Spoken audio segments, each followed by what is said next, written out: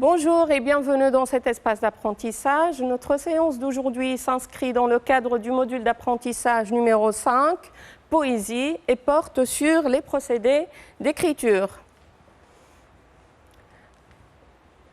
Alors, on commence par présenter les objectifs de la séance. Premier objectif, identifier les figures de style du module 5 et en expliquer l'emploi. Nous allons voir la gradation, l'anaphore, la périphrase et l'euphémisme. Deuxième objectif, nous allons identifier et analyser d'autres procédés d'écriture, lexicaux, syntaxiques et stylistiques. Et troisième objectif, nous allons étudier l'effet des procédés prosodiques dans un texte poétique. Alors, qu'est-ce qu'une figure de style? Qu'est-ce qu'un procédé d'écriture?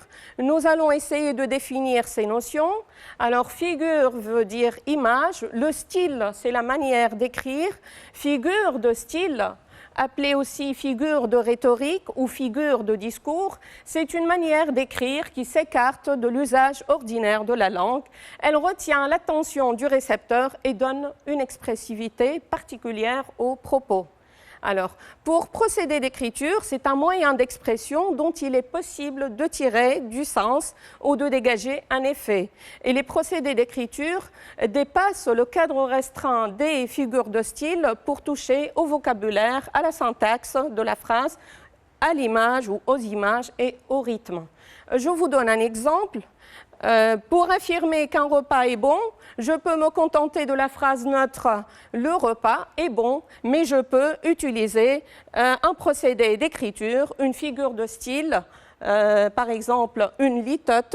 Je dis le moins pour suggérer le plus, alors je dis « ce n'est pas mauvais » ou encore je peux utiliser une phrase exclamative, c'est un procédé syntaxique, et je dis que c'est délicieux.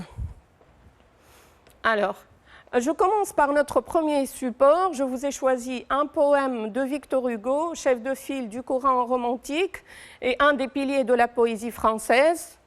Et le poème s'intitule « La fonction du poète » et traite du thème de la poésie. Alors, je vous lis le poème.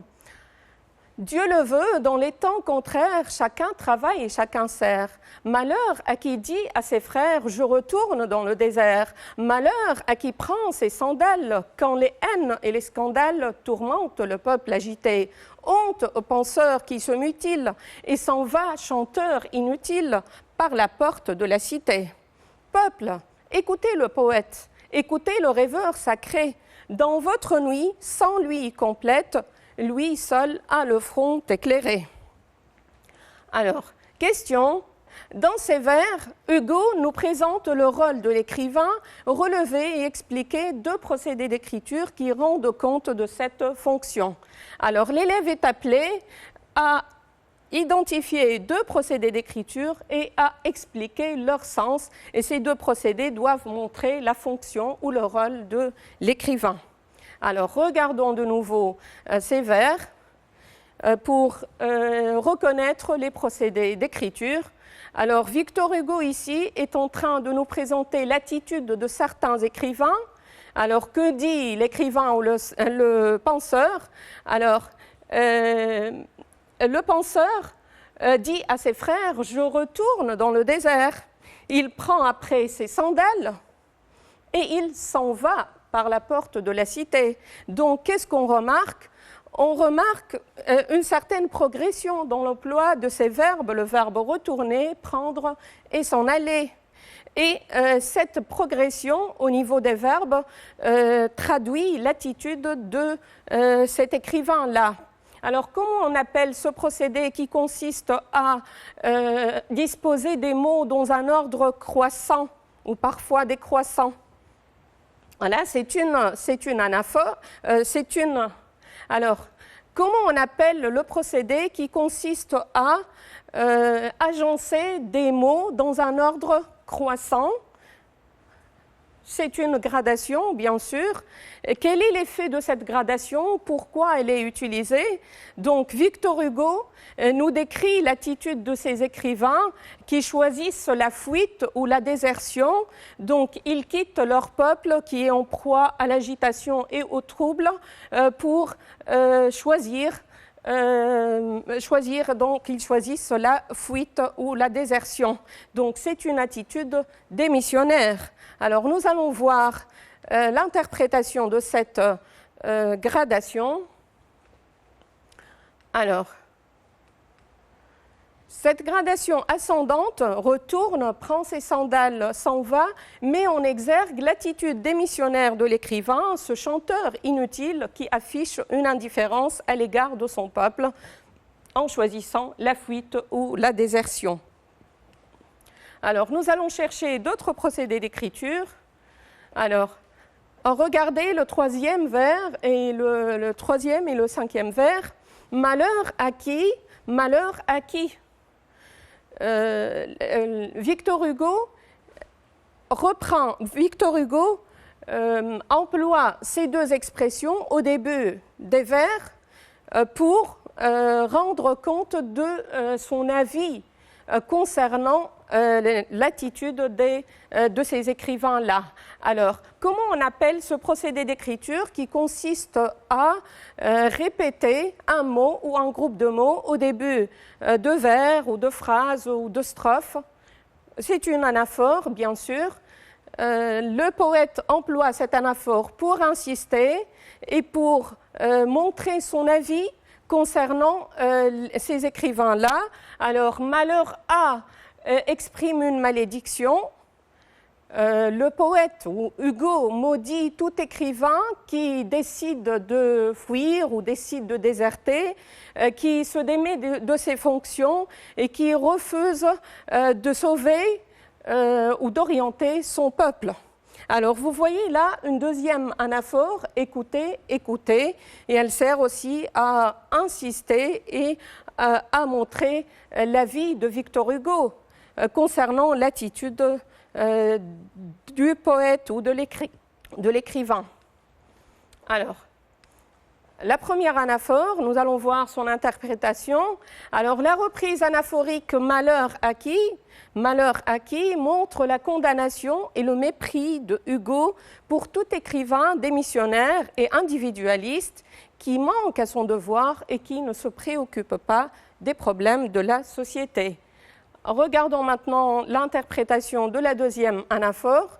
Alors, la deuxième anaphore, écoutez, écoutez, montre que Victor Hugo s'adresse directement au peuple, réclamant son attention et l'invitant à écouter le poète, ce rêveur sacré ou ce prophète qui a pour mission d'orienter, d'instruire et de guider la foule.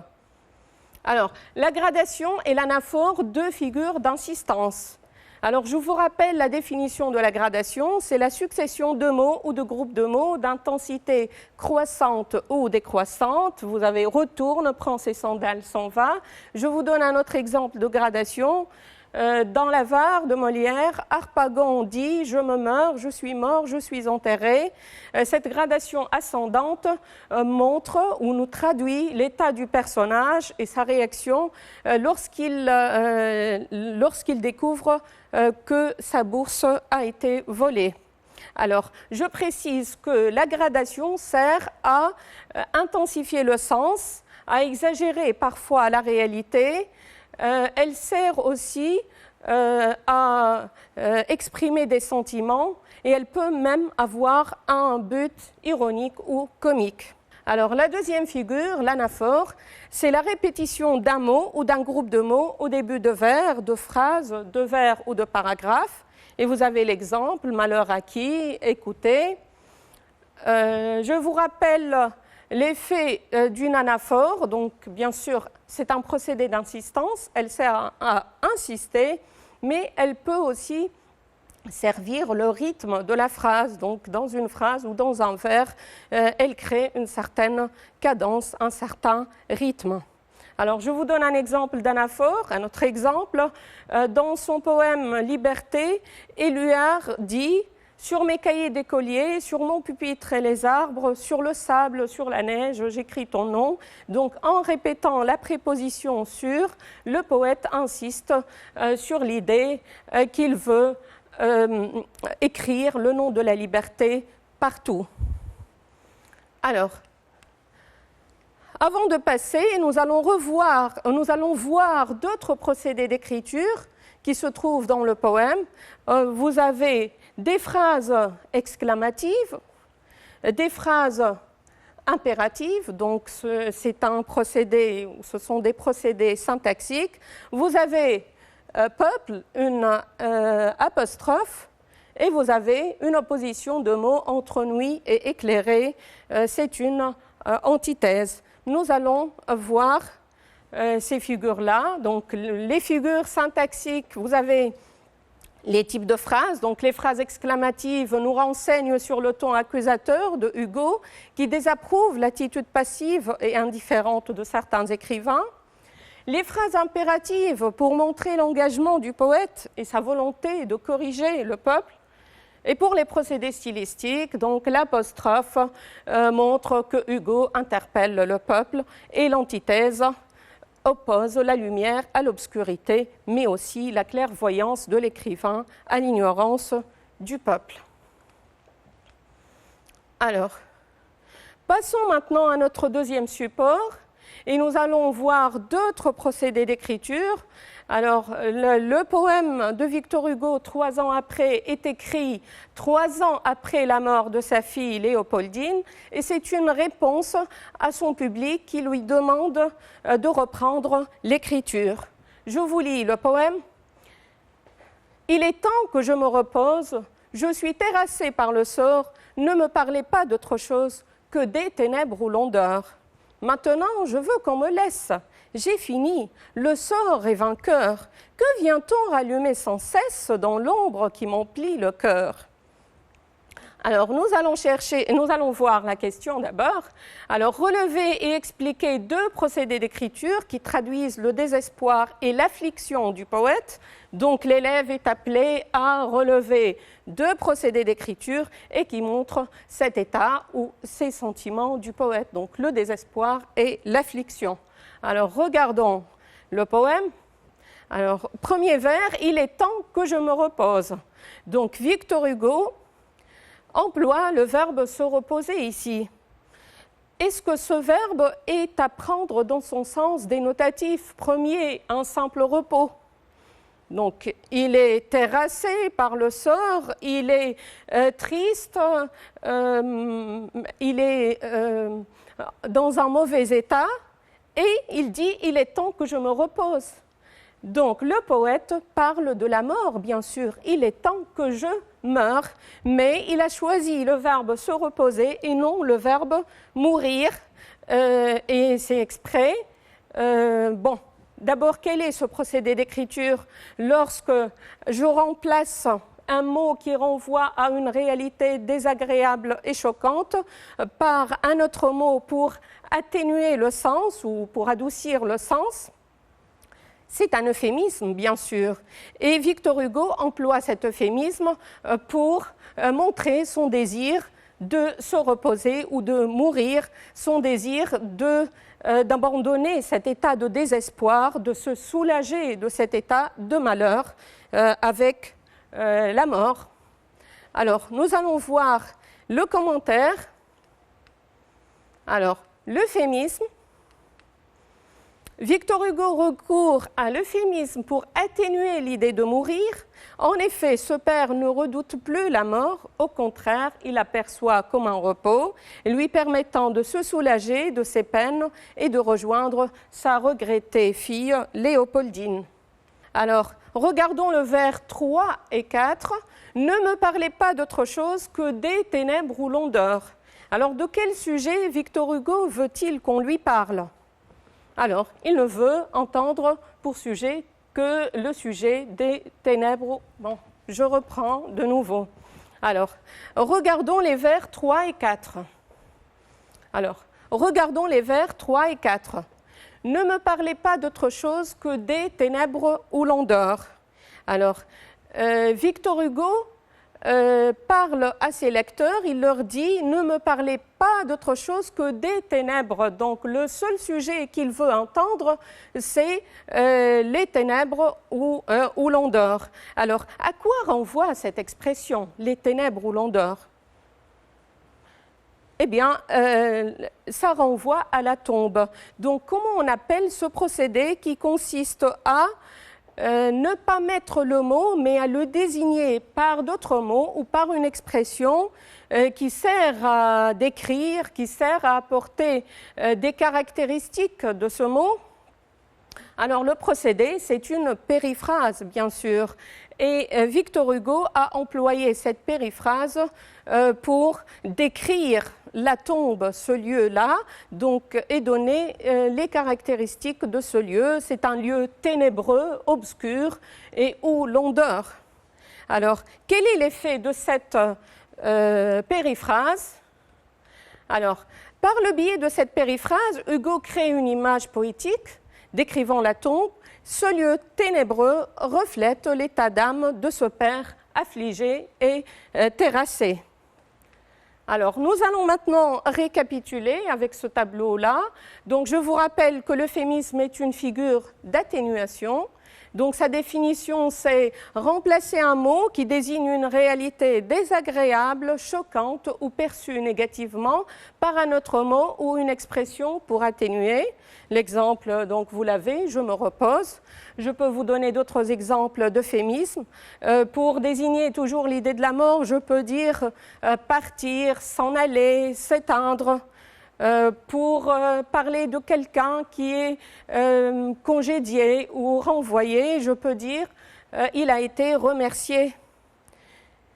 Deuxième figure, donc c'est une figure de substitution, la périphrase. Alors, sa définition, c'est désigner une réalité par l'un de ses aspects caractéristiques sans la nommer directement. Vous avez l'exemple « les ténèbres où l'on dort ». Je peux vous donner d'autres exemples de périphrases. Pour désigner Louis XIV, on peut employer la périphrase « le roi soleil ». Pour désigner Victor Hugo, je peux dire « l'auteur des Misérables ». Pour désigner le lion, je peux dire le roi de la forêt. Et dans une périphrase, d'habitude, on décrit l'objet, on donne les caractéristiques de cet objet-là.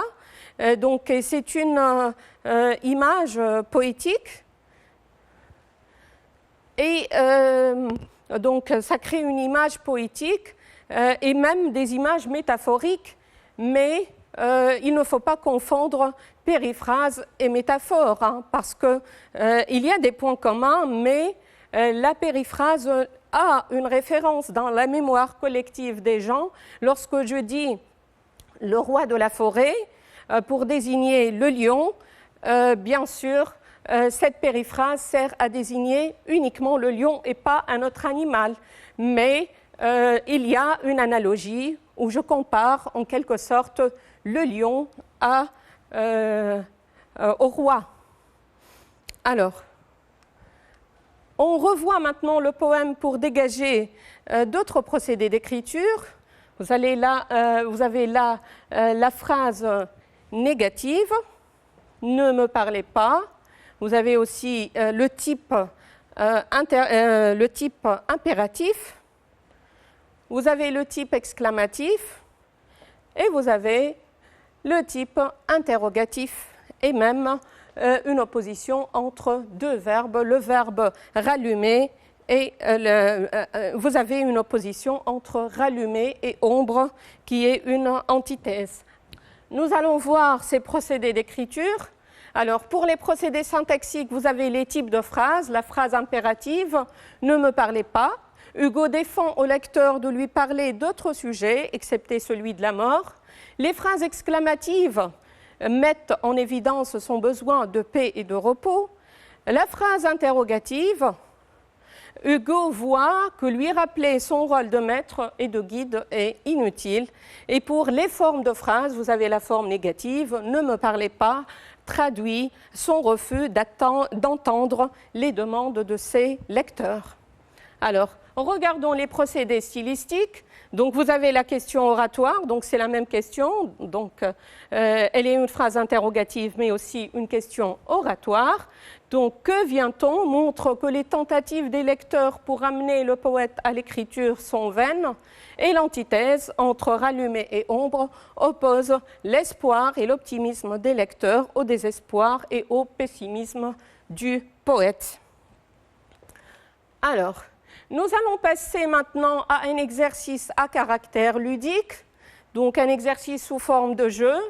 Je vous lis la question. Identifiez la figure de style employée dans chaque exemple et commentez son effet. Alors, regardons le premier exemple. L'ombre croît, le jour meurt, tout s'efface et tout fuit. Vous avez un vers de Lamartine tiré de son poème L'immortalité. Alors, quel est ce procédé d'écriture? Alors, vous avez des verbes croître, mourir, s'effacer et fuir. Qu'est-ce que vous remarquez? Est-ce qu'il y a un certain ordre entre ces verbes? Alors, voilà, donc il y a un certain ordre, il y a une certaine progression ou gradation au niveau de ces verbes, donc croître, mourir, s'effacer, puis fuir. Le procédé, donc, c'est une gradation ascendante ou montante. Donc, vous avez l'ombre qui croît, qui prend du terrain jusqu'à ce que le jour meure et cède la place à la nuit. Et puis, avec les pronoms, le pronom tout, le pronom indéfini tout, répété 2 fois, avec le verbe s'effacer et fuir, accentue encore plus ce sens de fuite de temps et d'anéantissement. Alors, nous allons voir le commentaire. Alors, c'est une gradation, et cette gradation ascendante met au clair le caractère irréversible du temps, et elle trace l'itinéraire de l'homme cheminant vers la mort. Alors, deuxième exemple, toujours aimer, toujours souffrir, toujours mourir. C'est un vers de Corneille.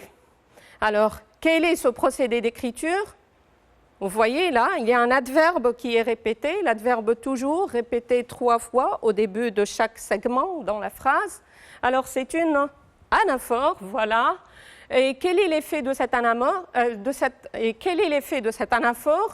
Alors, vous avez le personnage qui exprime ses sentiments. Eurydice parle à Suréna et elle exprime ses sentiments et elle montre qu'elle est prête à souffrir et à mourir pour préserver son amour ou à cause de l'amour. Alors, nous allons voir le commentaire. Alors, une anaphore et la reprise de l'adverbe toujours montre que cette amante est prête à endurer une souffrance éternelle pour préserver son amour. Alors, troisième exemple. Alors, un soldat jeune dort, il fait un somme. Je vous ai choisi cet exemple du poème de Rimbaud, Le dormeur du Val. Et dans ce poème, Rimbaud parle d'un soldat assassiné dans la guerre. Et au lieu d'employer le verbe mourir, il dit « le soldat dort, il fait un somme ». Donc, on remarque que le poète n'a pas utilisé le verbe mourir, mais il a utilisé un autre mot. Alors, le procédé, vous l'avez deviné certainement, c'est un euphémisme, voilà. Et son effet, c'est d'atténuer le sens de cette mort et de décrire le soldat positivement. Alors, regardons le commentaire. Par les euphémismes, Rimbaud atténue l'idée de la mort et valorise le soldat assassiné en le présentant comme un dormeur souriant, comme un martyr. Alors, passons à un autre exemple. Que serais-je sans toi qui vint à ma rencontre? Que serais-je sans toi qu'un cœur au bois dormant? Que serais-je sans toi que ce balbutiement? Alors, regardez ces vers d'Aragon, vous avez reconnu certainement le procédé. Donc, c'est une phrase qui est répétée 3 fois dans ces vers. Donc, que serais-je sans toi? Voilà, c'est une anaphore. Et quel est l'effet de cette anaphore? Alors, en répétant cette phrase 3 fois, et c'est une phrase interrogative, Aragon se représente une idée de lui ou une image de lui sans sa bien-aimée, Elsa Triolet, sans sa muse. Donc sans Elsa, il serait un cœur au bois dormant, un cœur désolé, solitaire, il serait un balbutiement. Donc cette anaphore montre l'importance de cette femme dans sa vie. Alors regardons la réponse. Au moyen de l'anaphore, Aragon insiste sur l'importance d'Elsa Triolet dans sa vie et exprime sa crainte de la perdre. Alors, passons à un autre exemple. Alors, le papillon, ce billet doux plié en deux. Regardez ces deux vers de Jules Renard.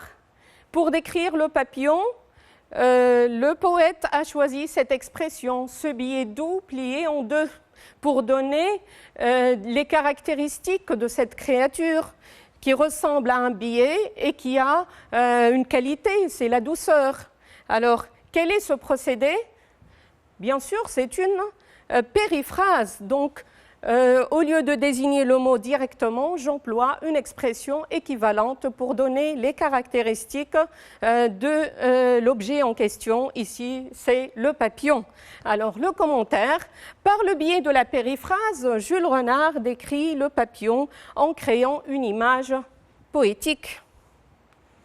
Alors, passons à un autre exemple. Alors, je le vis, je rougis, je pâlis à sa vue. C'est un exemple de Racine. Alors, quel est ce procédé? Regardez les verbes voir, rougir, pâlir. Il y a un certain ordre ou une certaine progression, une certaine gradation dans ces verbes. Donc, Phèdre, l'amante, voit Hippolyte, puis elle rougit, puis elle pâlit. Donc, on commence par le regard, puis le rougissement qui symbolise la naissance de l'amour, et puis vous avez la pâleur, le personnage est troublé à cause de l'amour, à cause du coup de foudre. Alors, le commentaire, donc c'est une gradation, et ce procédé insiste, ou ce procédé d'insistance met en relief le trouble envahissant de Phèdre à la vue d'Hippolyte. Donc, on regarde maintenant notre dernier exemple. Car de combien peut-on retarder? On regarde notre dernier exemple. Car de combien de temps peut-on retarder le voyage? C'est un vers de La Fontaine tiré de sa fable La mort et le mourant. Vous voyez là, La Fontaine a employé le mot voyage pour désigner la mort. Alors, quel est ce procédé d'écriture?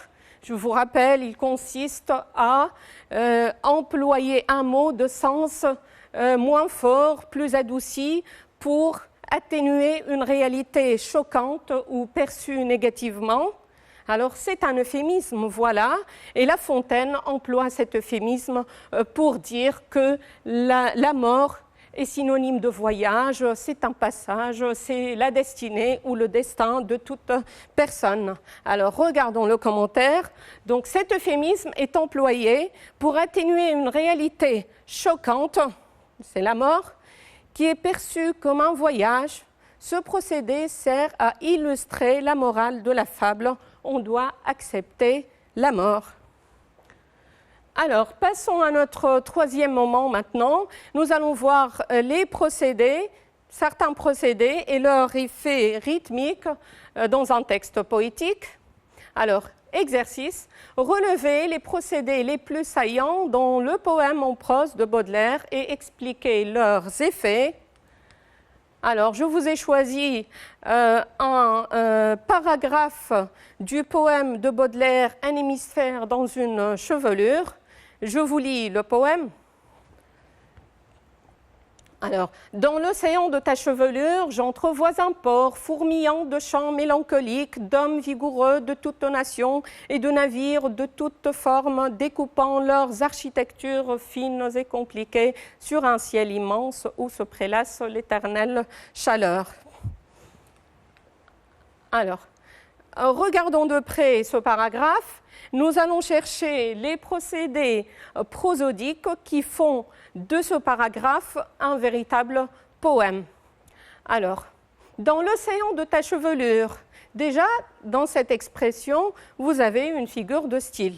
Alors, voyons à qui parle Baudelaire.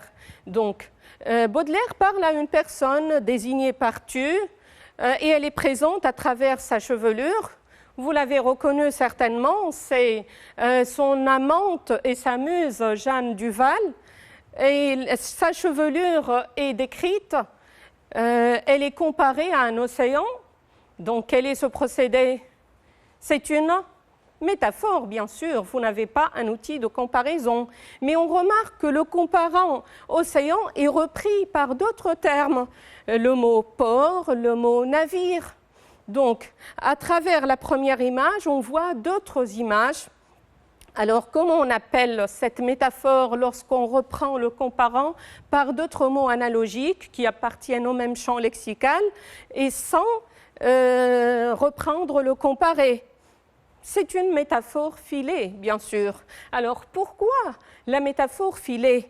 Pourquoi ce style imagé de la part de Baudelaire? Alors, Baudelaire nous décrit ou nous parle de l'effet de cette chevelure sur lui. Donc, la chevelure lui permet de voyager dans un autre monde, de voir un port, de voir des hommes vigoureux ou des matelots, de voir aussi des navires. Donc c'est toute une scène ou un tableau de peinture qui s'offre à ses regards et le poète ne reste pas indifférent à ce cadre-là. Vous avez les verbes qui renvoient à la perception, donc il entrevoit, verbe de perception qui renvoie à la sensation visuelle. Vous avez les chants, donc, qui renvoie à la sensation auditive, et vous avez la chaleur qui renvoie à la sensation tactile. Donc, tous les sens de Baudelaire sont en éveil, tous les sens sont sollicités. Nous allons voir donc l'effet de la métaphore filée. Alors, telle une mère, la chevelure de la bien-aimée permet au poète de rêver, de voyager dans un autre monde, un monde maritime, pittoresque, un univers onirique, de rêve, où se conjuguent les formes, les couleurs, les sons et les senteurs. Alors, nous avons vu ce procédé stylistique, la métaphore filée.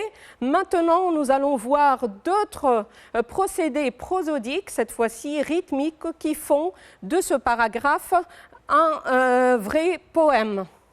Alors, regardez les lettres qui se répètent ou qui sont récurrentes dans ce paragraphe. Vous avez la lettre R. Est-ce que vous avez reconnu cette figure de style ou ce procédé? Donc, on répète le même son, ici une consonne, dans une phrase plusieurs fois. Alors, c'est une allitération, bien sûr. Et quel est l'effet de l'allitération? Pourquoi on emploie l'allitération?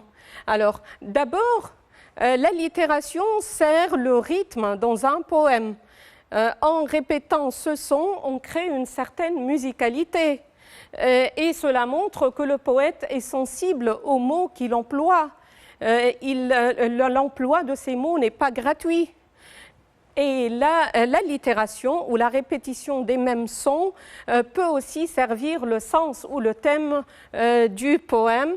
Et ici, les allitérations en R peuvent nous renvoyer à ce son, à ce bruit qui se trouve dans le port ou dans ce monde aquatique, dans ce monde maritime. Alors, nous allons voir l'interprétation de l'allitération.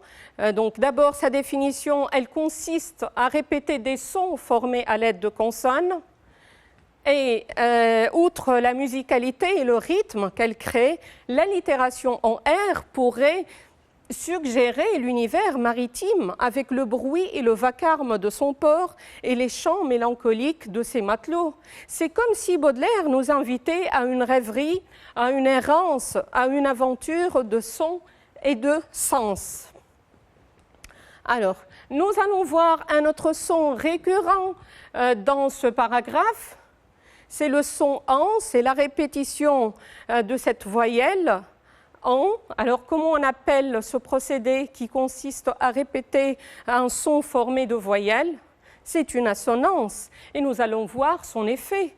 La répétition du même son dans une phrase peut vous rappeler la répétition d'un son à la fin de 2 vers ou plus.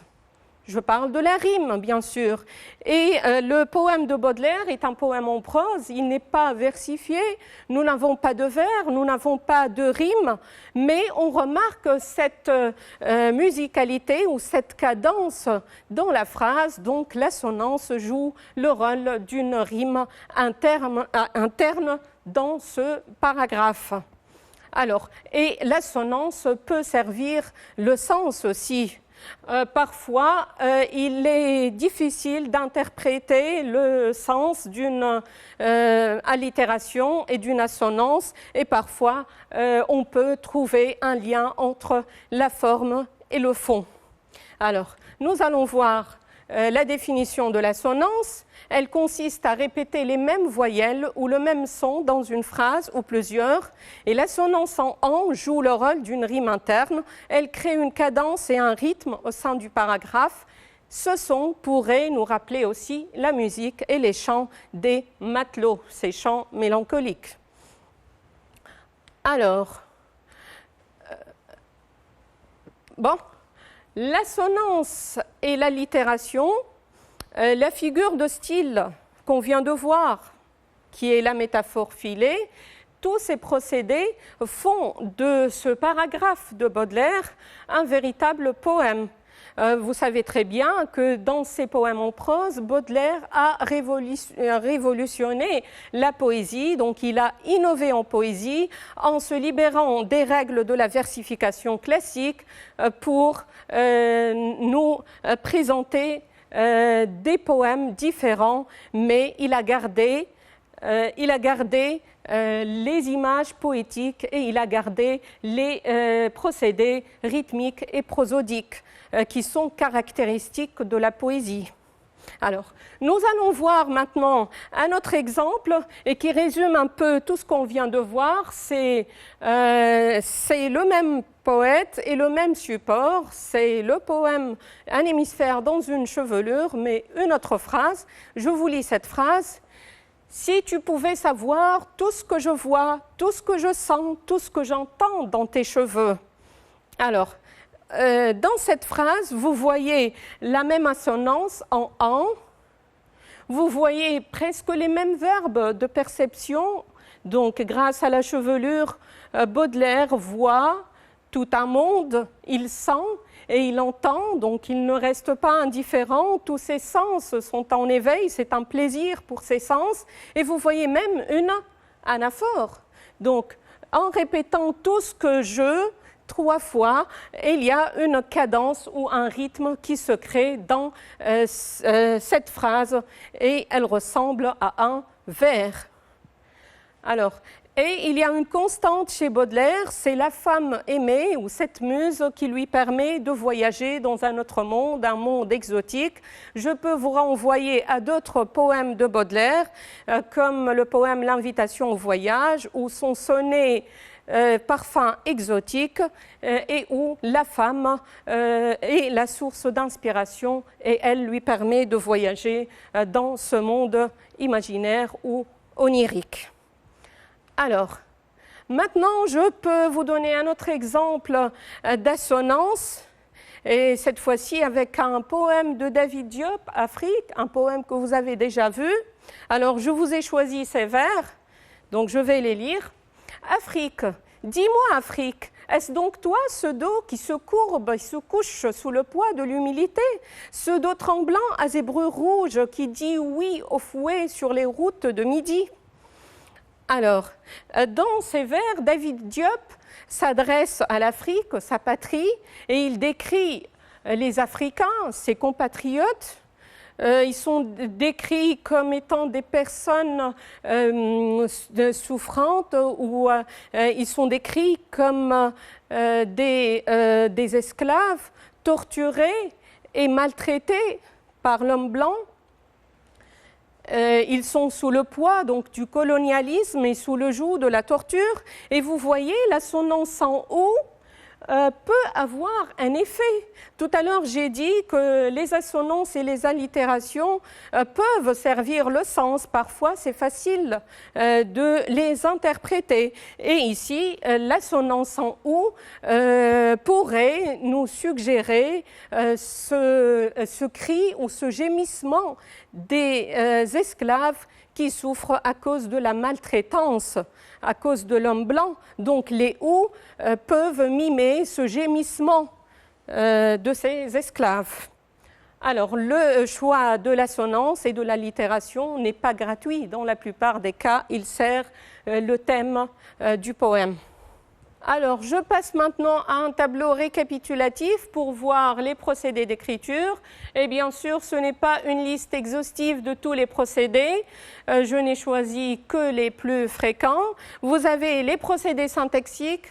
Vous avez les procédés lexicaux d'abord, donc le champ lexical, le lexique valorisant, le lexique dévalorisant, les registres de langue, le registre familier, courant, soutenu. Vous avez les procédés syntaxiques ou grammaticaux, on peut s'intéresser au type de phrase, aux formes de phrase, aux valeurs des modes et des temps. Et pour les procédés stylistiques, vous avez des figures d'analogie, comme la comparaison, la métaphore, la personnification, l'allégorie, la prosopopée, l'apostrophe. Vous avez aussi des figures de substitution ou de remplacement, comme la périphrase, la métonymie, l'antiphrase. Des figures d'atténuation, comme l'euphémisme, comme la litote. Des figures d'insistance ou d'amplification, l'anaphore, la gradation, l'accumulation, l'énumération, l'hyperbole. Des figures d'opposition, comme l'antithèse, l'oxymore, le chiasme. Des figures syntaxiques, comme le parallélisme, le chiasme, l'ellipse, la question oratoire. Et pour la prosodie, vous avez l'allitération et l'assonance. Alors, pour ne pas finir, donc, je vais vous donner quelques recommandations méthodologiques. Donc, pour répondre à une question de compréhension qui porte sur les procédés d'écriture, l'élève devrait systématiquement identifier le procédé ou reconnaître le procédé, le relever. Bien sûr, c'est l'exemplification, donc il doit le relever et le mettre entre parenthèses. Et troisième étape qui est importante, c'est expliquer son effet. Ou pourquoi le procédé est-il employé. Alors, et nous aurons une autre occasion pour voir cela en détail dans une séance qui porte sur l'étude de texte. Alors, maintenant, notre séance touche à sa fin. Je vous souhaite une très bonne révision pour l'examen. Je vous souhaite une très bonne chance. Merci de votre attention et je ne manquerai pas de remercier notre inspecteur de français pour son encadrement pédagogique, M. Semi Slimi. Merci de votre attention. Au revoir.